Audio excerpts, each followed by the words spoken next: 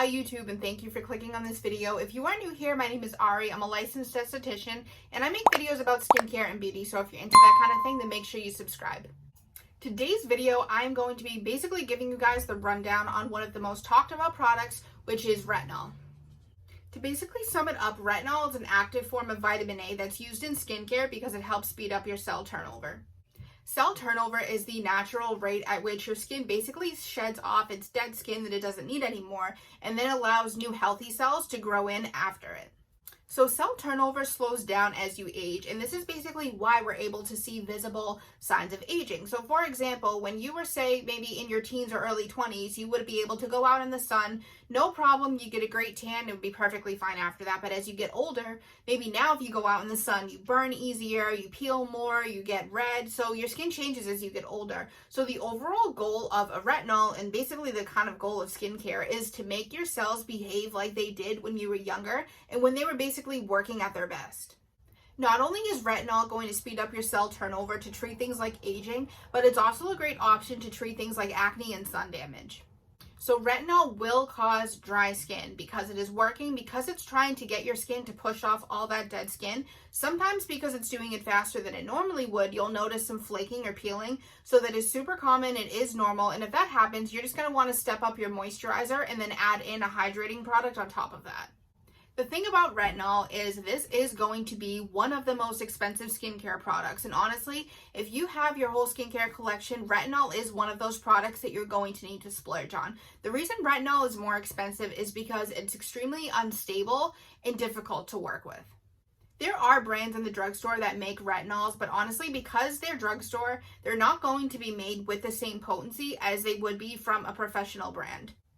Because retinol is so unstable and difficult to work with, when you're buying retinols from the drugstore, you're not getting that same quality and that same strength as you would be if you're buying it from a higher end professional brand. With the drugstore retinols, they're trying to keep them within a certain price point so that they match the price point of the brand. So you can't have generally products between $20 to $30 and then have a retinol on the shelf for $90 because it won't make sense because nobody would buy it. So they have to make their version of retinols fit in to match their prices. That's why when you're buying from brands like higher end brands, professional brands, their retinol is more expensive, but they have more science and research and effort to make it stable, to make it work, to make it customized to your skin. I say to make it customized to your skin because when you get into those high-end brands, they have retinol specifically for acne, for wrinkles, aging skin, sun damage, all those kind of things, so you do have a ton of options. The only time I would say someone's really not a great candidate for retinol is if you're extremely dry to the point that your skin doesn't hold on to moisture at all. So if you're the type of skin that you could keep putting on moisturizer multiple times a day and you still feel dry at the end of the day, I would skip on a retinol until you can kind of figure out what's going on more with that, because retinol, as I said, will dry you out more. But other than that, the beauty of retinol is that you can literally use it starting in your 20s, and there's a brand and a kind out there for everybody.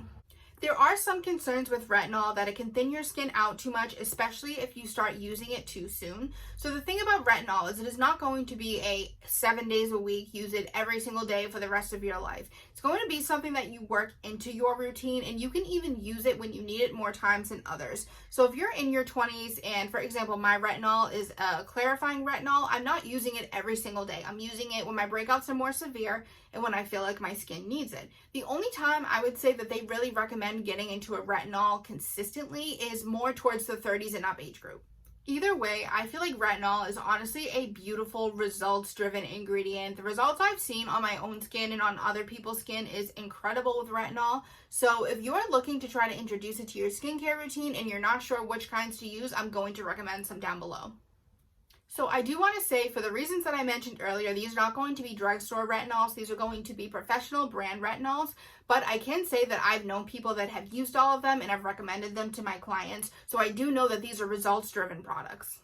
The first one I want to talk about is the Murad Retinol Youth Renewal Serum. So the reason that I like this one a lot is this one has been called America's #1 retinol before, so it is super popular. But this one is extremely potent and formulated to work with aging skin.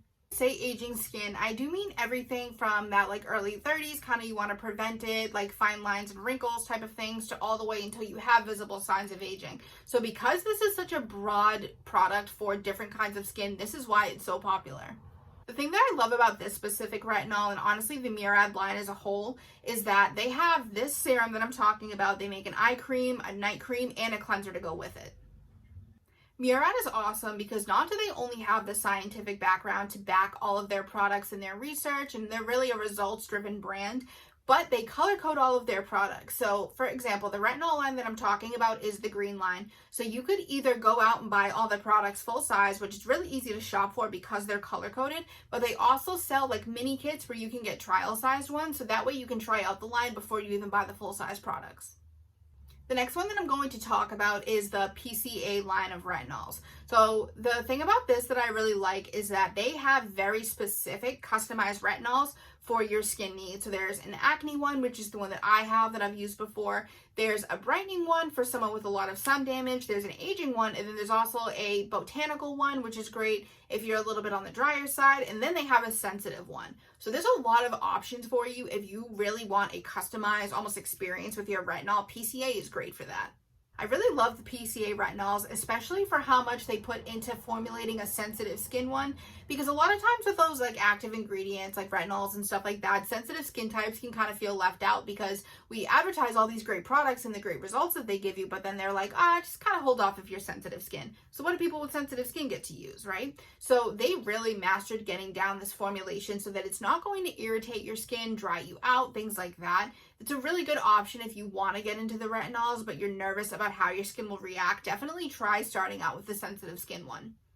The last one I want to talk about is the Skin Medica retinol. The reason that I'm bringing up this one is because it has so many other ingredients in it that are for soothing and calming. This is great if you are more, not even necessarily sensitive, but you're just more reactive. So if you're kind of like, I don't know, I feel like it'll make my skin feel dry or red, I don't want to be flaky or look like I'm using something very active, this is going to be a great one for you. The Skin Medica one that I'm talking about is a 0.5%, which is basically the smallest, most gentle, simple amount that you can get, but then they also have a 1% retinol and they also have an aging retinol. Generally with retinols, they either come in that 0.5 or the 1%. So if you're just starting off and you're nervous, and start off with a 0.5%, or if your skin is, maybe you're more used to active ingredients, you've used a lot of acids before, maybe you've done chemical peels before, and you feel like your skin can handle it, then try out a 1%.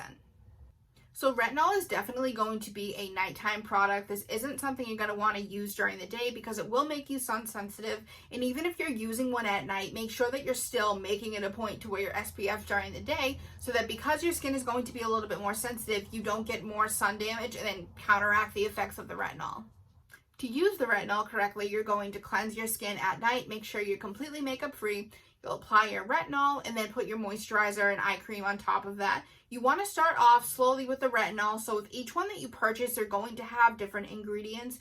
Generally, I am super cautious with things like that. So I would say start off with once a week, work your way up to 2 or 3 or 4 times a week, depending on the product that you're buying and what the package says. The reason that I'm stressing slowly working your way up into the retinol as opposed to just going all out with it is because if you start introducing your skin to a retinol too fast, it can make it overly sensitive and it can cause other problems.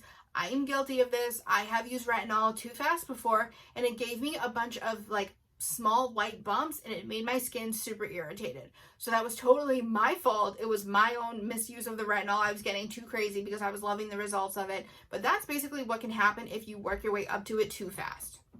There's no rush. You'll get your beautiful results. Start off once a week and then end up working your way up to 2 or 3 times a week, sometimes 4, but always just to be safe, double check what the directions on the package of the specific one that you bought says. And that is basically it. So thank you so much for watching this video. Make sure you leave a comment down below if you're using a retinol, your feelings on it, and let me know if you've tried any of the ones that I mentioned in this video. I'd love to hear your experience. And as always, comment any questions that you have and anything you would like to see me make future videos about.